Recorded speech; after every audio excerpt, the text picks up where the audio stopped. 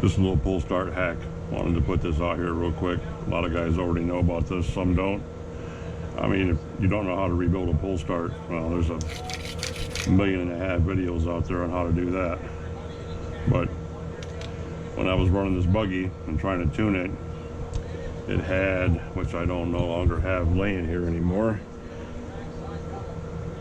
it had a clear plastic tubing on this, which in turn, you know how they always end up laying over on the exhaust or touching something like that, and what it did was it melted. When it melted the cord and shot the cord back down into the pull start, which meant I had to rebuild it. So anyway, wasn't that big of a deal. I was done for the day anyway. But what I used to do back in the day was I would take a small piece of antenna tubing and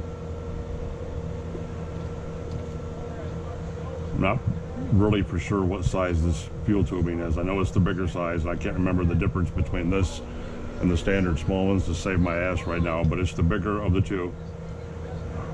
And you slide this up inside the tubing like this.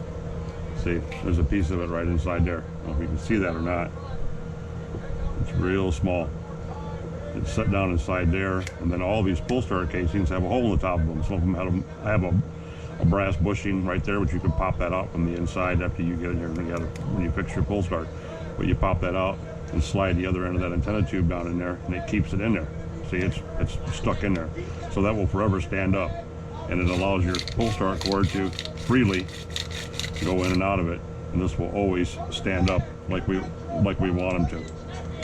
So once I mount that back on there, it's going to stay like that. And if it does lay over, which it can't, because it's inside that casing, but if it pops out of the casing, so to say, you can pull it right back out of there like that. See, that's how much of it's down in that casing. You see that?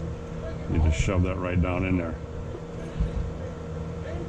So if this was to pop out from jumping it or bashing it, or it gets slammed around and lay over on the exhaust or hit the head, it's not going to melt, because, you know, we all know gas line and tubing doesn't melt. It's silicone, heat resistant, so this is a lot better than using the plastic ones that come on your standard. You won't have any more melting off in here and giving you problems.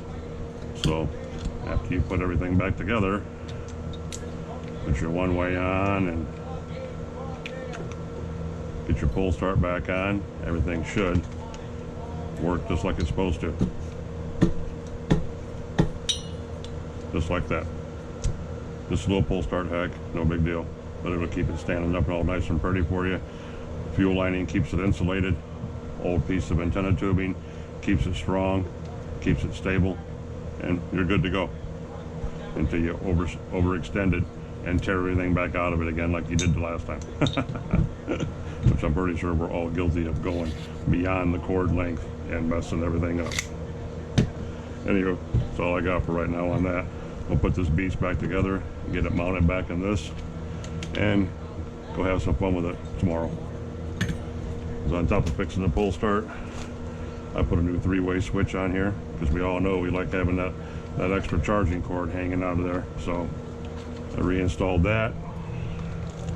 Now I gotta just drill a secondary hole to run the charging cord out of, which I'll run it back through this box and probably hang it out up here in the front like that, so you can plug your charger into it and not have to keep popping the battery box open and close to get in there and recharge your battery.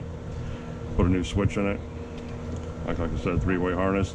The other one was old and wore out, and you had to take everything apart to recharge your humpback pack. No more of that. So I'll get all that buttoned back up, get the motor stuck back in this beast, and tomorrow we'll go burn some nitro for the holiday. Peace out, guys.